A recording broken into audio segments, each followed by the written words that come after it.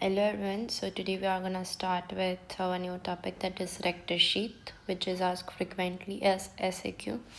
So this is very easy topic, and the main motto of this topic is what is the rectus sheath, what is the definition of rectus sheath, formation of rectus sheath, content and clinical anatomy.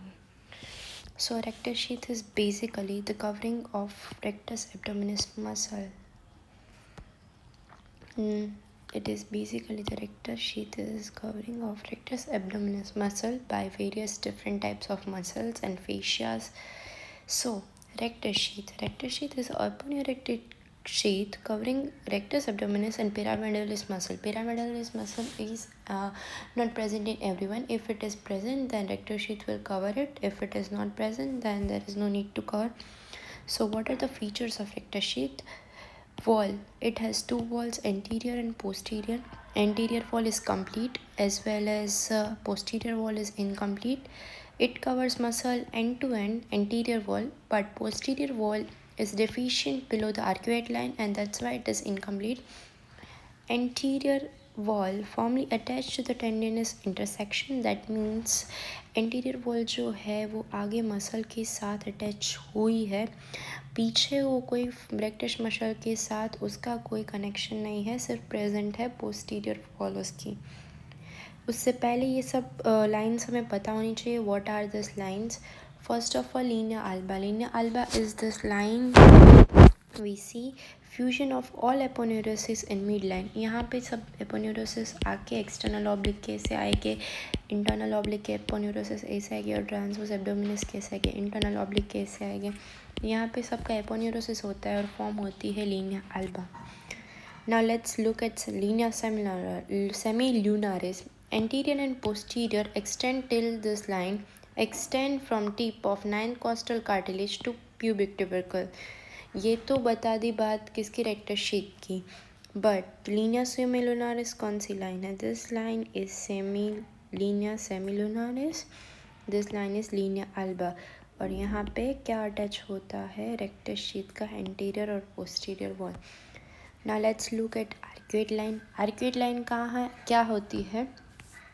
Arcuate line एक imaginary line है जहाँ पे उसकी posterior wall ख़त्म हो जाती है, उसे आर्क्यूएट लाइन बोलते हैं, या तो फोल्ड ऑफ डगलस बोलते हैं, और उसका एक नाम है लीनिया सेमीसर्क्युलारिस। लीनिया सेमिलुनारिस मतलब ये जो लेटरल लाइन है वो, और लीनिया सेमीसर्क्युलारिस मतलब आर्क्यूएट लाइन या तो फोल्ड ऑफ डगलस।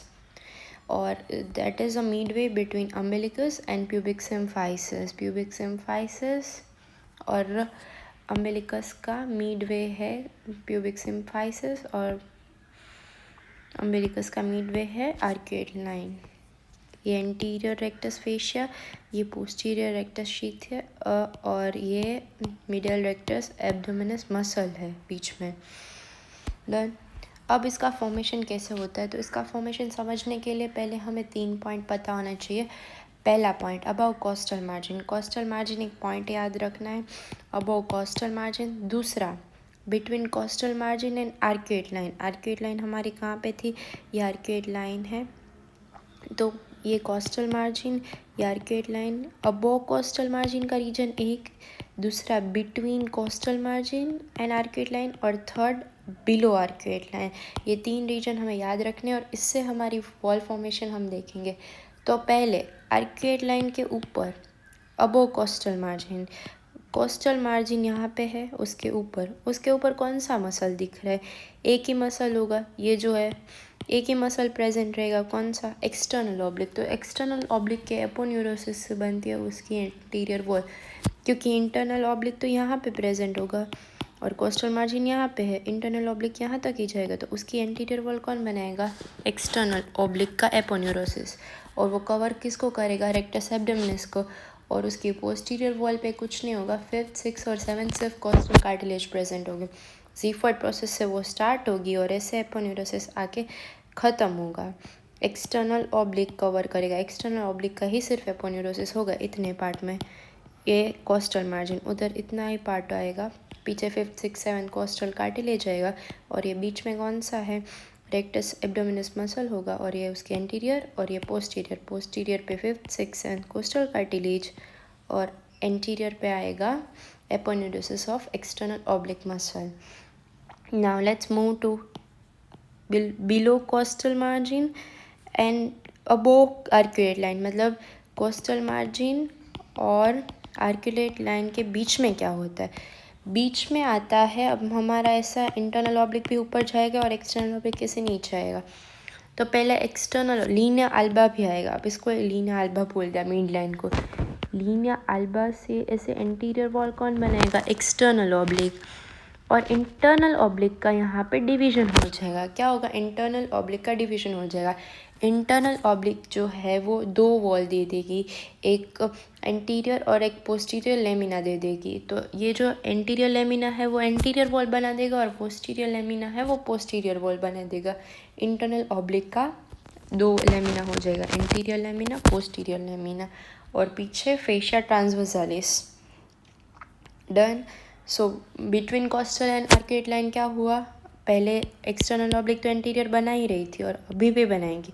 अब यहाँ पे सिर्फ एपोन्यूरोसिस जो इंटरनल ऑब्लिक का था उसका डिवीजन हो गया, एंटीरियर लेमिना, पोस्टीरियर लेमिना, बीच में रेक्टस एब्डोमिनस और पीछे फेशिया ट्रांसवर्सालिस।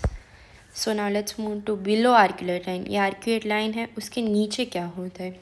उसके नीचे देखने उसके लीनिया अल्बा और एक्सटर्नल ऑब्लिक तो था ही, इंटरनल ऑब्लिक का एंटीरियर लेमिना भी था, अब पोस्टीरियर लेमिना भी आगे चला गया। मतलब इंटरनल ऑब्लिक अकेला रह गया, एंटीरियर और posterior lamina of internal oblique मिलके इंटरनल ऑब्लिक पूरा बना दिया।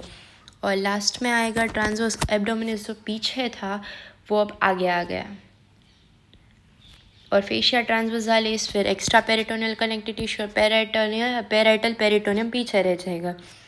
बिलो आर्कुलेट लाइन क्या हुआ?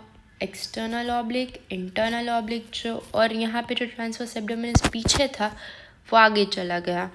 और पीछे क्या क्या बचा? Fascia ट्रांसवर्सालिस, extra peritoneal connective tissue और पेराइटल पेरिटोनियम।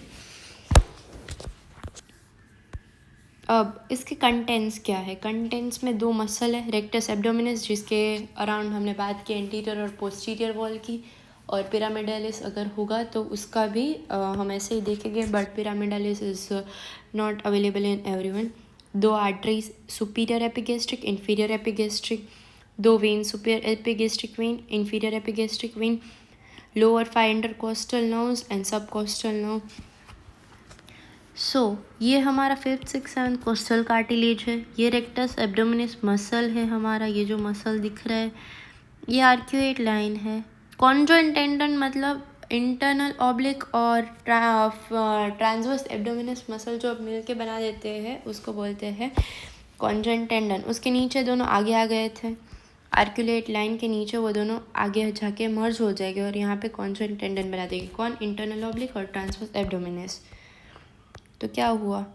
कॉन्जॉइंट टेंडन बन गया, ये प्यूबिस है और ऐसे AIS होगा। ये रेक्टस एब्डोमिनस मसल है, ये एंटीरियर वॉल है, ये पोस्टीरियर वॉल है, इसमें ये फेशिया ट्रांसवर्सालिस और यहाँ से सुपीरियर एपिगेस्ट्रिक आर्टरी आई, नीचे से inferior epigastric artery I. Done. This is all about arteries and contents. अब 9 का देखते हैं। सुपीरियर एपिगेस्ट्रिक आर्टरी, नीचे से इंफीरियर एपिगेस्ट्रिक आर्टरी, दोनों का एनास्टोमोसिस होगा और आर्क्यूएट लाइन इधर पे है, या तो फोल्ड ऑफ डगलस, और उसकी 5 लोअर 5 इंटरकोस्टल नर्व्स निकलेगी और एक सब कोस्टल नर्व आएगी। अब फंक्शंस में क्या देखेंगे? Check bowing of rectus muscle during contraction में रेक्टस एब्डोमिनस मसल का बाउइंग करेंगे और इससे क्या होगा? एफिशिएंसी ऑफ द मसल बढ़ेगी और strength of anterior abdominal wall को बढ़ाता है। ड्यूरिंग कोई वॉमिटिंग करना हो, ड्यूरिंग कॉन्ट्रैक्शन ऑफ यूट्रस, जब भी आपको at the time of delivery ये कॉन्ट्रैक्शन करवाता है पूरे एब्डोमेन को, उसकी वजह से इसका रोल है उसमें। और ये आर्क्यूएट लाइन है, ये वेसल से सुपीरियर एपिगेस्ट्रिक, नीचे से इंफीरियर एपिगेस्ट्रिक जो कि ब्रांच है हमारे फीमोरल आर्टरी की। डन। सो अब देखते हैं क्लिनिकल एनाटॉमी। क्लिनिकल एनाटॉमी में क्या है?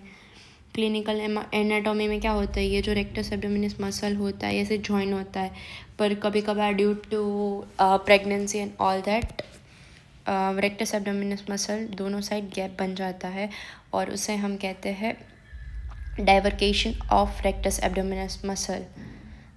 ये गैप मोर देन 2.7 सेंटीमीटर हो जाता है।